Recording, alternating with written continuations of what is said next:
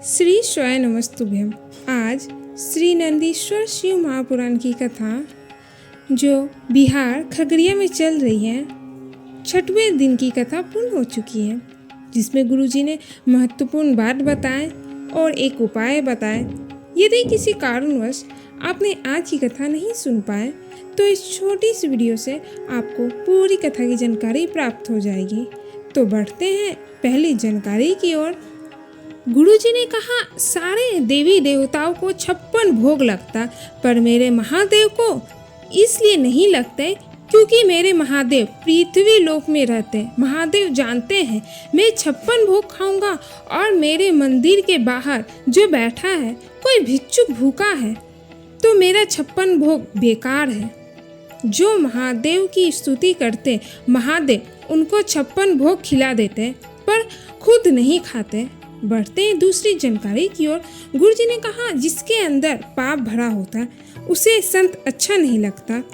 जिसके अंदर पाप भरा रहता उसे शिव महापुराण की कथा नहीं अच्छी लगती। मंदिर जाना अच्छा नहीं लगता। भगवान का भजन कीर्तन करना अच्छा नहीं लगता। धर्म और भगवान की भक्ति अच्छी नहीं लगती। उसी तरह शरीर में ताप बढ़ता, बुखार बढ़ती तो भोजन अच्छा नहीं लगता। इससे पता चलता है किसके अंदर कितना पाप भरा हुआ है। बढ़ते हैं तीसरी जानकारी की ओर। रुचि पांडे जी ने पत्र लिखा। उनकी शादी 2015 में हुई थी। संतान सुख नहीं था। डॉक्टर भी दिखाया पर कुछ फायदा नहीं हुआ।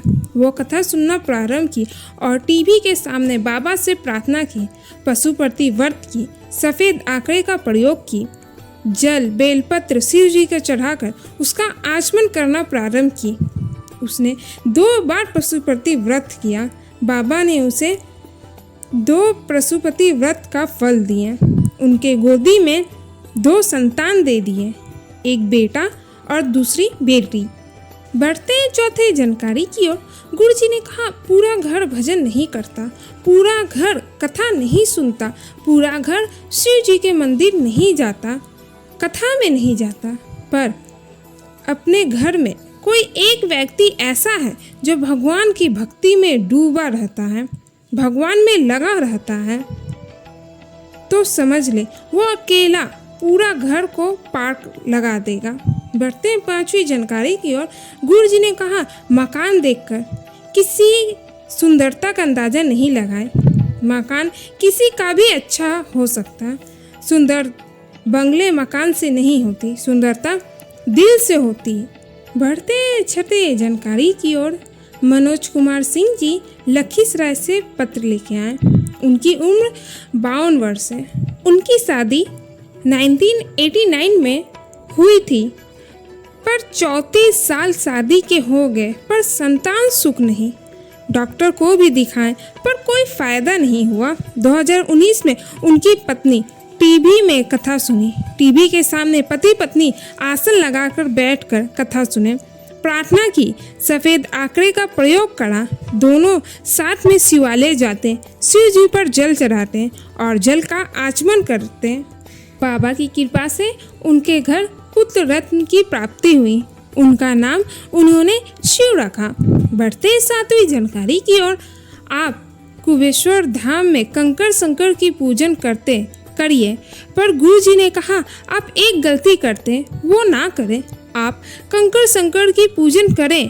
पूजन करने के बाद जो सामग्री होती उसे एक जगह किसी स्थान किनारे में रख दें, जमीन में उसे छोड़कर ना जाए। बढ़ते हैं 8वीं जानकारी की ओर। गुरुजी ने कहा, कई लोग कहते आप गुरु माँ को समय नहीं देते। इस पर गुरुजी ने कहा, हरिद्वार में जब कथा थी, नीलकंठेश्वर महादेव का दर्शन करने गए थे। गाड़ी 2 बार पलटी खाई, उसके बाद गाड़ी उलट कर रुक गई। तीसरी पलटी खाती तो गाड़ी खाई में जाती। गुरुजी अपने धर्मपत्नी से कहा, पहले का समय आप सबके लिए था, पर अब महादेव ने अब भजन करने के लिए बचा के रखा है। महादेव का समय है। बढ़ते 9वीं जानकारी की ओर। जो कहते मेरे बेटा या मेरी बेटी की शादी नहीं हो रही, क्या करे? गुरुजी ने कहा, जब से आप ये कहना बंद कर दीजिए कि मेरा बेटी मेरा बेटा, आपके मुंह से निकलना चाहिए महादेव आपकी बेटी आपका बेटा कुमारी रह गई, शादी नहीं हो रही, मोहल्ले के लोग आप पर हंसेंगे। एक लोटा जल चढ़ाती, इसका बेटा कुंवारा बैठा है, अभी तक नौकरी नहीं लगी। आप हमेशा कहें महादेव का बेटा, जो कुछ भी दिए हैं वो महादेव ने दिए हैं, हमारा कुछ नहीं है। बढ़ते हैं 10वीं जानकारी की ओर।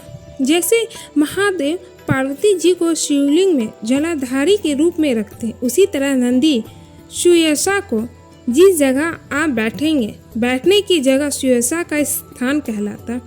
जो शिवलिंग पर जल चढ़ाते के बाद नंदी का स्पर्श कर कर जाएगा, वह यश वैभव अपने साथ लेकर जाएगा।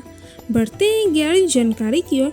गुरु जी ने आगे की कथा जानकारी देते हुए बताएं, सावन के महीने में पुष्कर में शिव महापुराण की कथा होगी। कथा का समय 1 से 4 बजे तक होगा। ये कथा 5 से 11 तारीख तक चलेगी। उसके बाद 12 से 18 अलवर राजस्थान में कथा होगी। इस कथा का भी समय 1 से 4 बजे तक ही रहेगा। ये थी आज की कथा की मुख्य बातें। उम्मीद करते हैं आपको आज की कथा पसंद आई होगी। श्री स्वयं नमस्तुभ्यम। हर हर महादेव।